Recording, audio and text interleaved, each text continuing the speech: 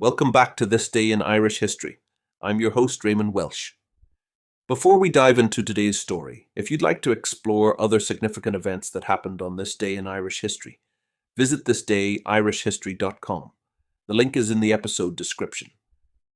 Now, let's journey back to March 31st, 1711, when one of the last witch trials in Ireland reached its dramatic conclusion.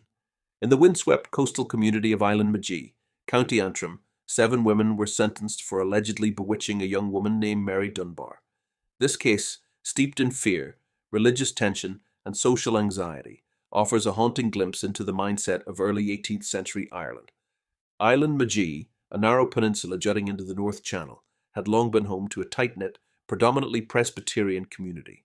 It was a place where folklore and faith often intertwined, and where the old superstitions of witches and spirits lingered just beneath the surface of everyday life.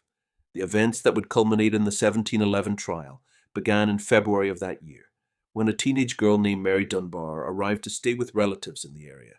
Mary, the daughter of a respectable family, began to experience what she described as supernatural afflictions. She claimed to see apparitions, suffer fits, and vomit strange objects like feathers and pins, classic signs, according to the beliefs of the time, of witchcraft. Mary pointed the finger at local women, accusing them of having used magic to torment her.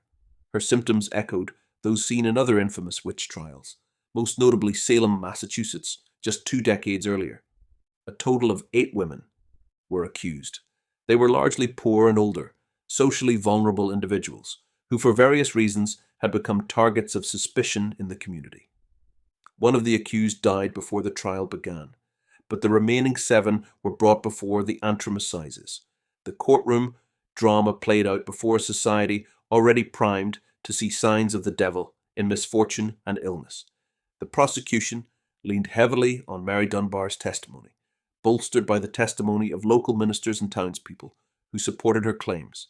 The trial was sensational. Accounts described the courtroom, packed with onlookers, eager for spectacle and driven by a blend of morbid curiosity and moral fervor. The accused women protested their innocence, but in an age when spectral evidence, visions, dreams, and fits was considered admissible, their denials carried little weight. On March 31st, 1711, the jury delivered its verdict. Guilty. The sentence was not execution, as might have occurred in earlier decades, but imprisonment and public humiliation. The women were to be jailed for 1 year and pilloried 4 times during that term, paraded before the public as a warning and an object of scorn. This trial stands as one of the last of its kind in Irish history. While witch trials had largely faded across Europe by the early 18th century, Ireland, like many places, held on to older fears and superstitions, especially in areas where religious division exacerbated suspicion. Island Magee's population was deeply affected by the broader political and religious landscape. Anglican rule, Presbyterian dissent, and Catholic marginalization all simmered beneath the surface, creating a tinderbox of tension that may have contributed to the community's readiness to believe in witchcraft. In the centuries since, historians have examined the Island Magee Witch Trial, not simply as an isolated incident of mass hysteria, but as a reflection of societal fracture, gender, class, and religion intersecting with fear in a way that allowed justice to be distorted. The case highlights how easily the vulnerable can be turned into scapegoats during times of uncertainty. The women who stood accused at Island Magee were never exonerated. Their names, mostly forgotten, remain etched in a dark chapter of Irish legal history. Yet their story endures as a cautionary tale about the dangers of superstition, the power of belief, and the human cost of fear left unchecked.